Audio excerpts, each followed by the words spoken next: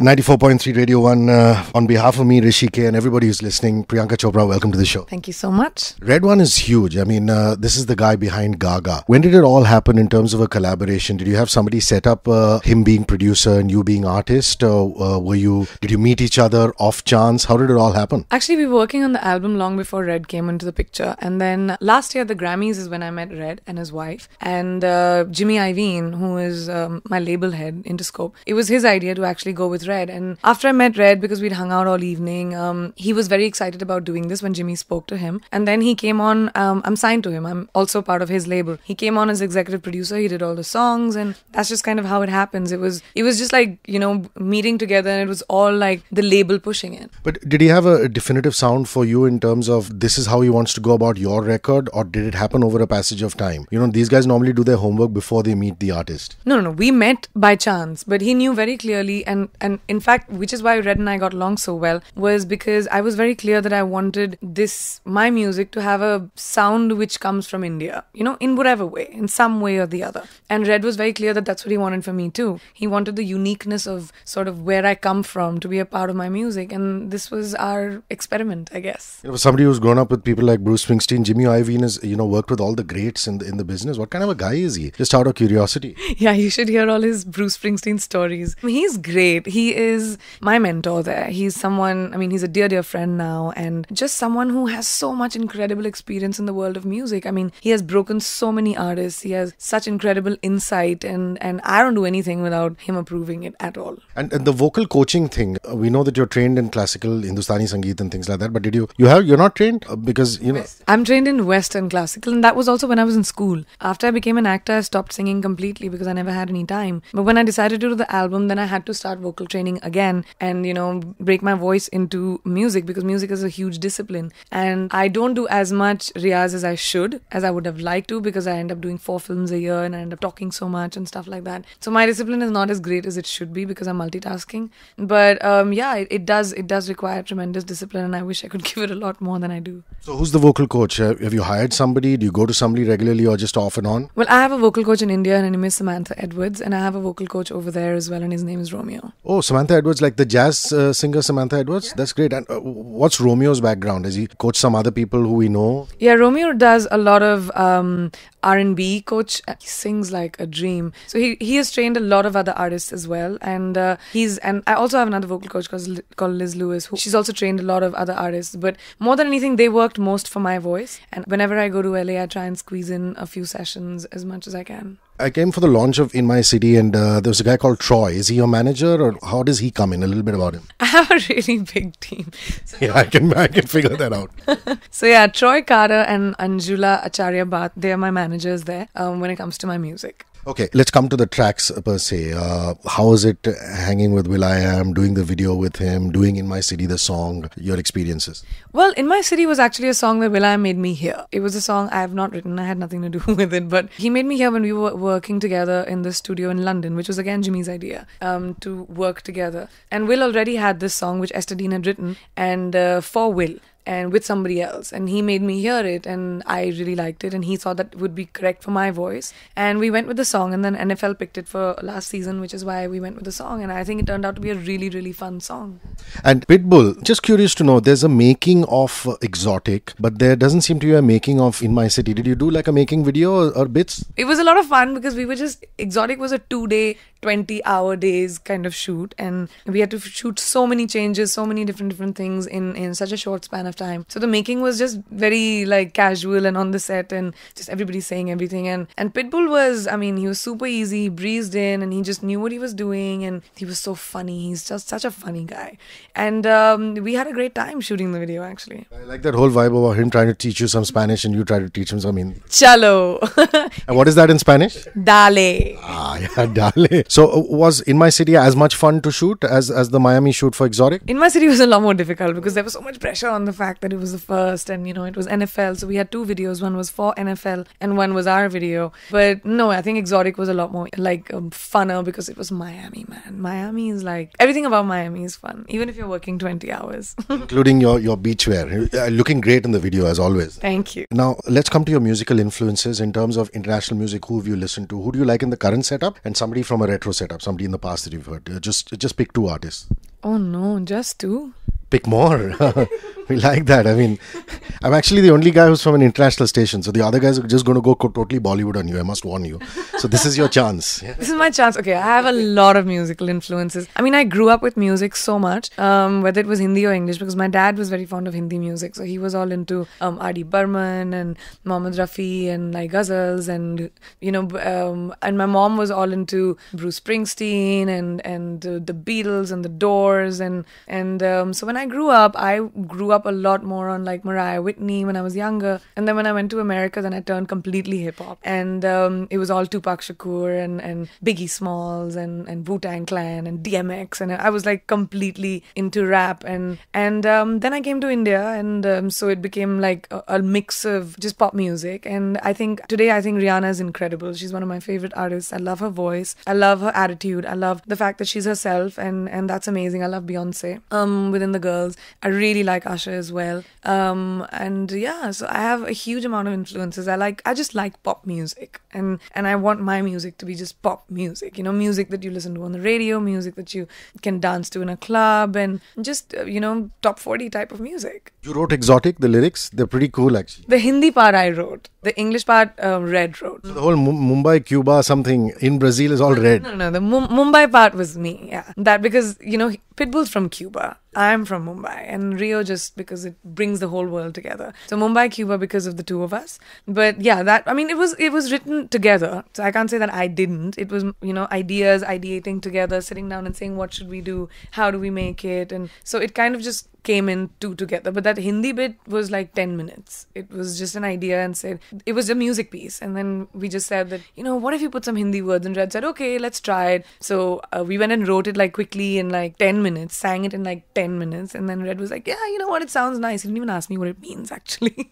Contrary to what everybody's saying and trashing you, I think the styling in the video is amazing in Exotic. So who did the styling? Who shot the video? The styling of the video was done by this stylist called Giselle Castillo, who's from New York. And she got in like each piece that she did were very different ideas. Like I'm wearing these shorts which are made out of like chains. So it was, I'm sorry, but it was like wearing a chastity belt.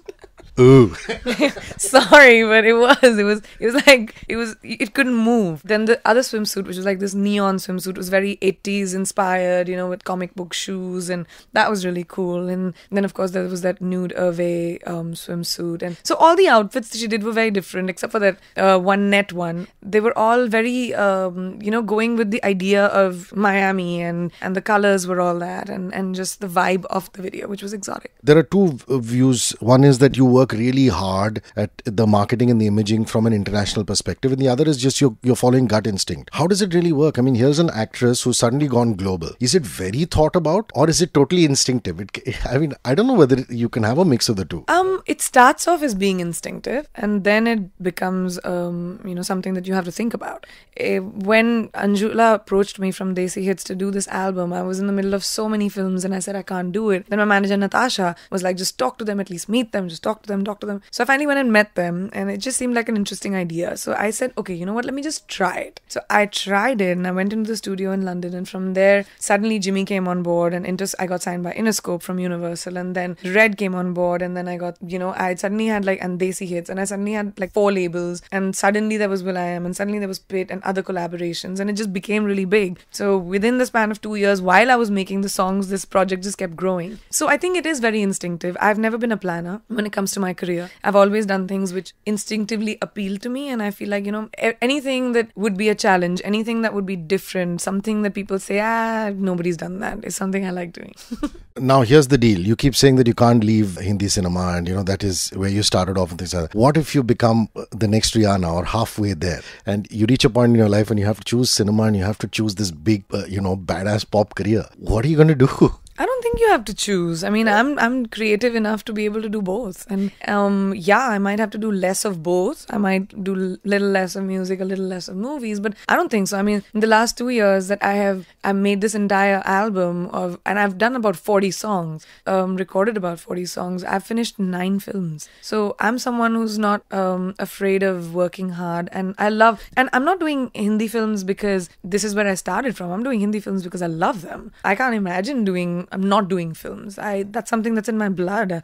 I've done it since I was 17 years old. And music is something that I've grown up with. So I think I want to be able to bring the two together. I want to be able to sing in my movies. I want to be able to act in my songs, mix it up a little bit. I'd love to see you on stage with a band, and just doing a concert. Is that day far away? I mean, I'm not saying like a Filmfare Femina kind of performance where you just dance and you leave. I'm saying like a proper rock stroke pop concert. Have you thought of that? I mean, I'm sure your agents and managers must have. No, I mean, it is something which is going to happen. We were just waiting for a couple of singles to come out. Now that I have 3, we could probably end up doing shows, and that will definitely happen. I don't know if it'll be the live band or not, but it'll definitely be a concert vibe. You're saying 40 songs are ready. They're already in the vault. They'll all be in the album, and the album will be just about like 12. But I needed to do that many to get to the ones that I liked. I mean, this is something I was doing for the first time. So until I was happy, you just had to keep doing them. I have a sneaking suspicion they'll release a B-sides of the songs they rejected from the main album and things like that. That's what they say. The label says we have 3 albums ready, but I don't agree.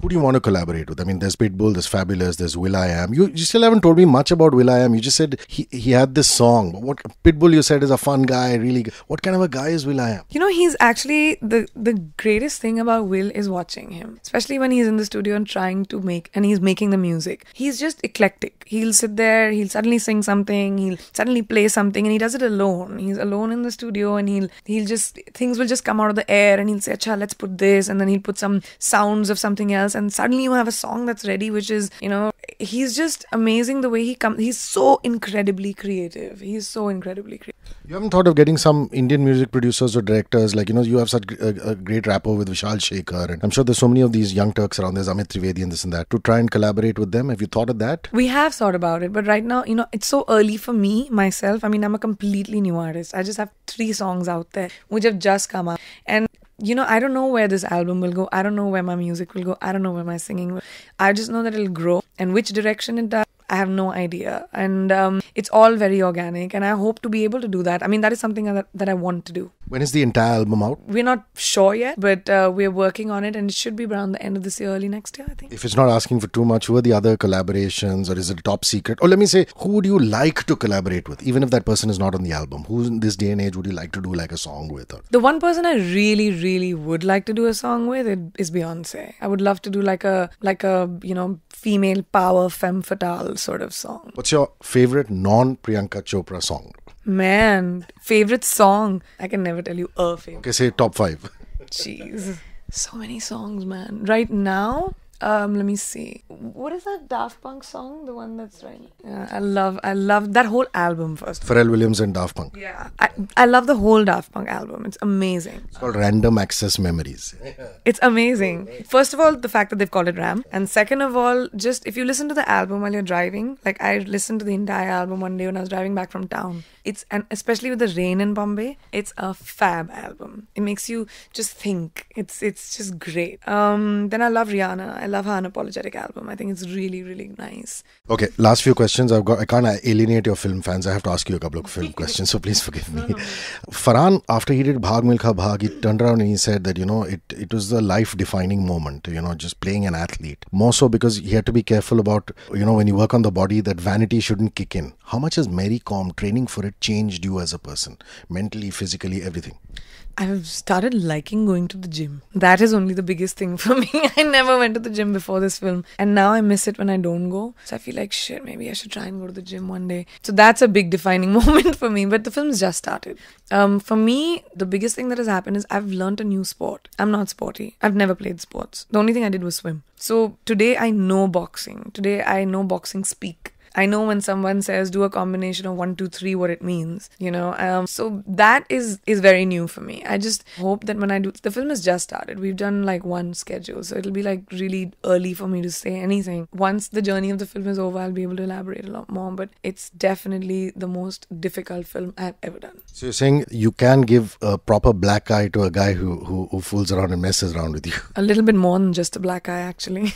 And you couldn't do that when you were training for Drona. I mean, you did some martial arts and things things like that for that? Yeah, but right now my left hook is amazingly strong. You have no idea. Believe you, Priyanka, I'm not going to test that theory right now. Mary Kom herself, she was kind enough after the Olympics to come into studio, and she brought her kids along. And they're such cute fellows. They kept pushing buttons in the studio and they wanted to climb all over and things like that. So a time spent with her, that must have been awesome. Just a little bit about that. Well, it was great. I mean, it's a completely different lifestyle. It's a completely different culture. Going to Manipur was completely new for me. And I hope I'll be able to incorporate all of that in the film. For me, this film is a lot, I mean, definitely her story, but a lot about her, the person. I want people to be able to see who she is. Please do not even think of going anywhere away from acting. I just loved you in Barfi, and I'm going to love you in Mary Kom too. Thank you so much for hanging with me. Thank you so much, Hrishi K.